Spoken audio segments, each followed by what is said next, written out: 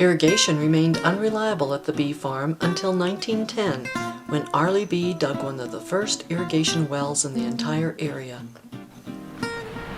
The wells provided a dependable source of water for decades. With the continued success of sugar beets, the bees could afford their first automobile, a Studebaker, in 1916. The farm purchased its first tractor in 1930 and its first truck in 1933. In the early 1920s, Arlie Bee began a successful lamb feeding operation at the farm. For decades, Larimer County had led the nation in lamb production.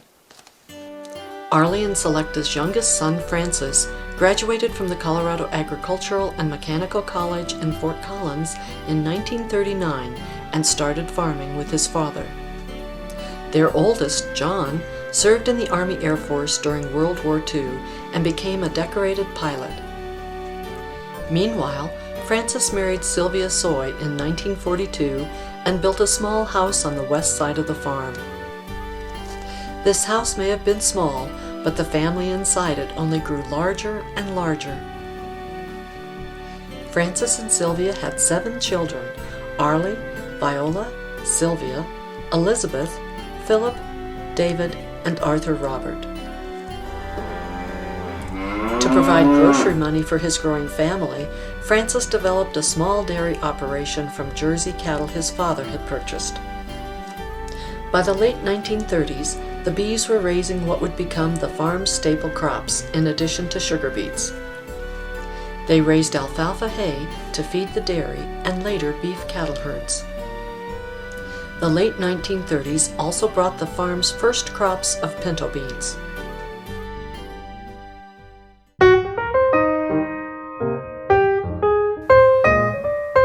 The 1950s were good years for farming and for the bee family. Because of ever-increasing mechanization, the family constructed a machine shed and farm shop in 1956. A year later, Francis Bee's family had outgrown their small house on the edge of the farm, so the family constructed a spacious 6-bedroom dwelling on the site of the original Morse Bee homestead house.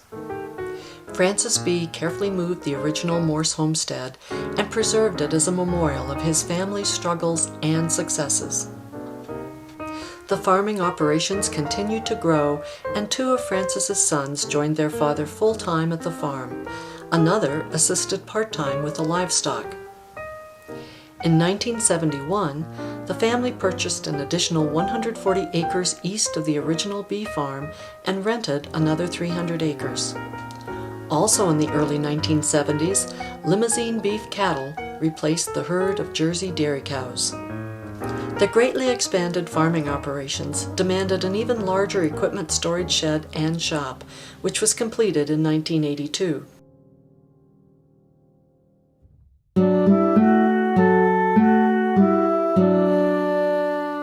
In 1994, the Colorado Historical Society honored the bee farm for its century of family ownership by designating it as a Colorado Centennial Farm. The entire farm became a National Register Historic District in 2002. But at the dawn of the new millennium, family farms across America, including the bee farm, were quickly declining and vanishing. The sugar beet industry was only a shadow of its former self, and in 2002, the bees raised their last of this once profitable crop.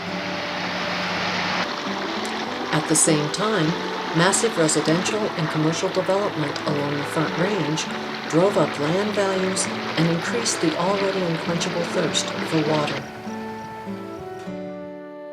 Thus, the Bee family decided to cease farming, selling 140 acres of the original farm to Colorado State University and transferring the development rights to Larimer County, preserving this open space in perpetuity.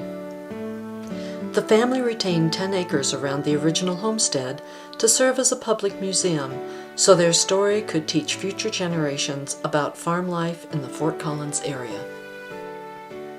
Because the Bee family valued all that had been given them as gifts from God, they rarely disposed of anything that remained useful. Today, the Bee Family Centennial Farm Museum, represents the most complete record of a single family's efforts to cultivate the high plains of northern Colorado.